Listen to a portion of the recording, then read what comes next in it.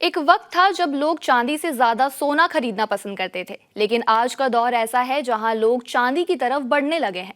चांदी पर लोगों का विश्वास बढ़ रहा है। 2025 में अब तक चांदी ने जबरदस्त रिटर्न देकर सबको चौंका दिया है।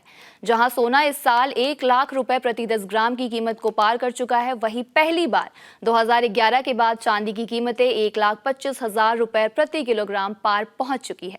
इसे आज निवेश के लिहाज से ज्यादा बेहतरीन माना जा रहा है। 3 सितंबर 2025 को सोने का दाम 1,06,000 प्रति 10 ग्राम का आंकड़ा पार कर गया था।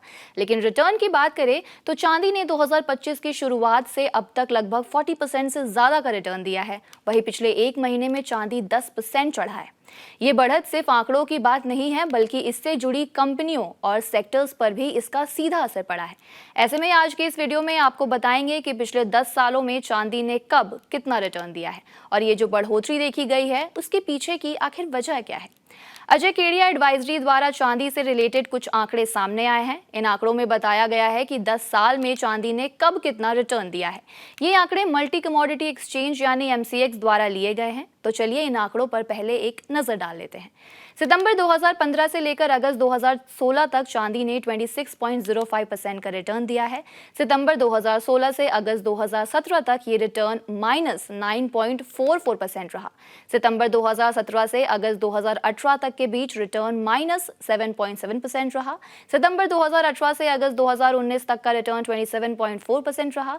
सितंबर 2019 से अगस्त 2020 तक चांदी ने 46.34% का रिटर्न दिया। सितंबर 2020 से अगस्त 2021 तक का रिटर्न -10.75% रहा है। सितंबर 2021 से अगस्त 2022 तक का रिटर्न -15.87% रहा। वही बात करें सितंबर 2022 से अगस्त 2023 तक का रिटर्न तो ये 42.8% रहा और सितंबर 2023 से अगस्त 2024 तक का रिटर्न 12.54% था और लास्टली सितंबर 2024 से अगस्त 2025 में चांदी ने 41.62% का रिटर्न दिया है। ऐसे में अगर आप चांदी में निवेश करने का प्लान बना रहे हैं तो ये जानकारी आपके काम की हो सकती है। चांदी की कीमतों में तेजी की वजह क्या है, अब वो भी जान लेते हैं।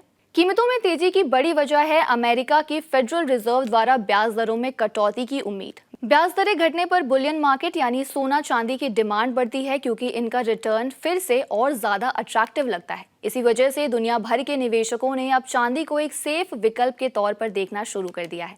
2025 में सिल्वर ETF में निवेश का जबरदस्त ट्रेंड देखने को मिला है। निपॉन इंडिया के सिल्वर ETF का एसेट अंडर मैनेजमेंट यानी AUM अब 10,000 करोड़ रुपए के पार पहुंच चुका है। ये आंकड़े दिखाते हैं कि भारतीय निवेशक अब सिर्फ गोल्ड ETF तक सीमित नहीं है, बल्कि चांदी में भी लंबी अवधि के लिए दांव लगा रहे हैं। अगस्त 2025 में लगातार 7वें महीने सिल्वर ETF के AUM में बढ़त दर्ज की गई है, जो 2020 के बाद सबसे लंबा ग्रोथ पीरियड है। चांदी की कीमतों में जो उछाल आया है उसका सीधा असर कुछ भारतीय कंपनियों के शेयर पर भी पड़ा है। खासकर हिंदुस्तान जिंक और वेदांता जैसी माइनिंग कंपनियों के स्टॉक्स में तेजी देखी गई। हिंदुस्तान जिंक दुनिया की तीसरी सबसे बड़ी चांदी प्रोड्यूस करने वाली कंपनी है। FY25 में इसने करीब 687 मेट्रिक टन चांदी का प्रोडक्शन किया और अब 2030 तक इसे बढ़ाकर 1500 मेट्रिक टन करने की योजना है। कंपनी का मानना है कि चांदी की मांग और कीमतें दोनों ही आने वाले समय में मजबूत बनी रहेंगी। न सिर्फ माइनिंग कंपनियां बल्कि ज्वेलरी एक्सपोर्टर कंपनियां जैसे गोल्डियम इंटरनेशनल को भी चांदी की बढ़ती कीमतों का फायदा मिला है। रुपए में कमजोरी और एक्सपोर्ट की बढ़ती डिमांड से इन कंपनियों को अच्छा मुनाफा हो रहा है। तो इससे ये तो साफ है कि चांदी अब सिर्फ गहनों तक सीमित नहीं रही, बल्कि निवेश का एक मजबूत और अट्रैक्टिव ऑप्शन बन निकली है। पिछले कुछ सालों में इसने सोने को भी रिटर्न के मामले में कड़ी टक्कर दी है। अब देखना होगा कि ये आने वाले समय में चांदी कितना सुनहरा सफर जारी करती है।